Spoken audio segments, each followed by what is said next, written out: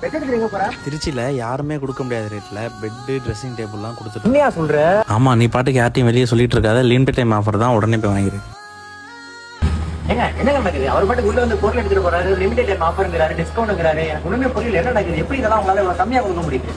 ஏன் இவ்வளவு கம்மியா தர முடியுதுன்னா, நம்ம ஓன் மேனுஃபேக்சரிங் பண்றதுனால கஸ்டமைஸ் டிசைன் என்ன மாடலா இருந்தாலும் நம்மளே செஞ்சு கொடுத்துருவோம். உங்களுக்கு என்ன சைஸ் வேணாலும் உங்க ரூம் தகுந்த மாதிரி, ஹால் தகுந்த மாதிரி, சோஃபா, குடன் காட், மேட்ரஸ், பிராண்டட் மேட்ரஸ் நமக்கு தெரியுது.